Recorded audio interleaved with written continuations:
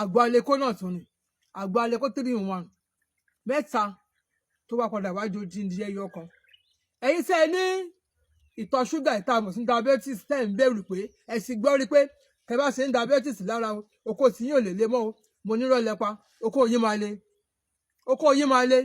ìyàwó yín máa gbádùn yín ẹ̀yin náà gbádùn ìyàwó yín padà o kí la fẹ́ lò ó náà lẹ́ ń wò yìí ebi ẹ̀ ti pọ̀ tipẹ́tipẹ́ pé aleko ẹlẹ́ja òjijì ó náà lẹ́ tún rí yìí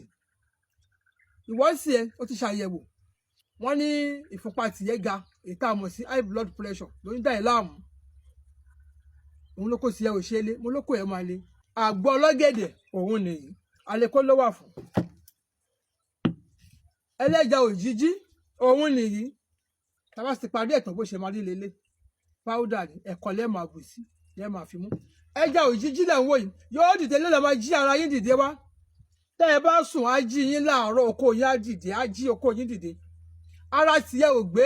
yányá sèbáyàwó ẹ̀ ṣeré ni má bẹ̀rù wọ́n sì ẹ̀ tí wọ́n ń ṣe nígbà kan fún ìyàwó ẹ̀ sì ń gbádùn ara yín ní ṣàdédé ló lè ṣe mọ́ ìdákọ́lẹ̀ ní tìyẹ ni o àbò ṣàyẹ̀wò wọn ló ní èyíkéyìí tó jẹ mọ́ infection ní tìyẹ fọkànbalẹ̀ ẹ gbàgbọ́ ìyá ìjẹ̀bú yìí mẹ́ta ni 3 in 1 ni òun ní 1 2 3 ẹ bá sílẹ̀ mẹ́ta yìí lọ́wọ́ ọkàn yín mọ́rọ̀ balẹ̀ ni ìyàwó yín á gbádùn yín ẹ̀yin náà nǹkan ẹ gbádùn ìyàwó yín àwọn tó sì lò ó káàkiri àgbáńlá ayé wọn ń ka sára ni tínú wọn ń dùn ni ọkùnrin míì ọkọ àwọn kàn wà ní a níyàwó òun nínú ilé àwọn tẹ̀ tí jọ ń wọra àwọn tó rí kíni kò ságbára mọ́ pé yá ìjẹ̀bú olómi tútù pé yá ìjẹ̀bú ọ̀ṣùgbẹ́mi olómi tútù kí n sẹ́ǹdì ẹ̀ sí ẹ àgúnmọ̀ ẹlẹ́ja òjijì òun lẹ̀ ń wò lọ́wọ́ mi ọṣẹ ẹlẹ́ja òjijì òun lẹ̀ ń wò yìí àgbo ọlọ́gẹ̀dẹ̀ òun lẹ̀ ń wò yìí tá bá parí ẹ̀tàn bí ó ṣe rí rè kò sẹ́ni tó lò àdúrà ń gbọ́ wọn fi ránṣẹ́ ẹ lè fẹ́ pè mí sórí ẹ̀rọ mi láti bá mi sọ̀rọ̀ ẹ̀rọ mi náà ní 070 33 23 1022 ẹ gbọ́ lẹ́ẹ̀kan sí láti pè mí ni o 070 33 23 1022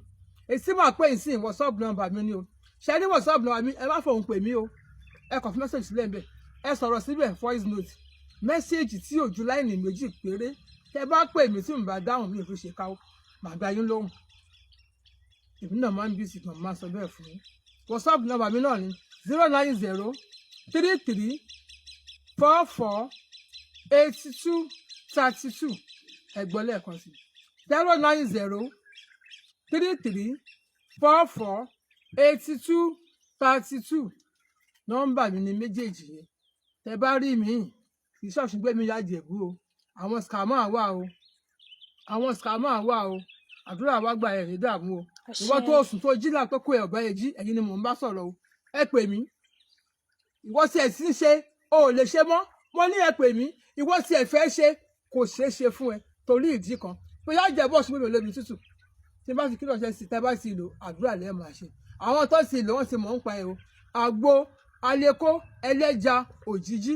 ara yín kò ní daṣẹ́ sílẹ̀ o ara yín kò ní daṣẹ́ sílẹ̀ o orúkọ mi náà ṣùgbọ́n èmi Ìyá Ìjẹ̀bú olómi tútù ìyá ajé ẹ̀yin tẹ́ ẹ ti lo àgbo yìí mo kíra fún yín o ẹ̀yin tẹ́ ẹ ti lò ó tẹ́yìn ṣàdúrà ẹ ṣe ẹ̀yin tẹ́ ẹ ti lo àgbo aleko 3 in 1 yìí tẹ́yìn sẹ́yìn dánwó lórí fóònù sí mi ẹ ṣé mo dúpẹ́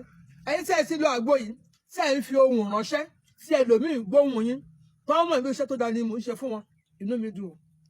bóyàwó ẹ lábẹ́ bóyàwó ẹ lára tó bá bọ lẹ́nu òun fún lóúnjẹ ni tó bá bọ lára òun dáṣọrò ni tó bá bọ lábẹ́ òun ṣe ojúṣe déédéé ni àwọn sójúṣe wọn tí wọn lè ṣe déédéé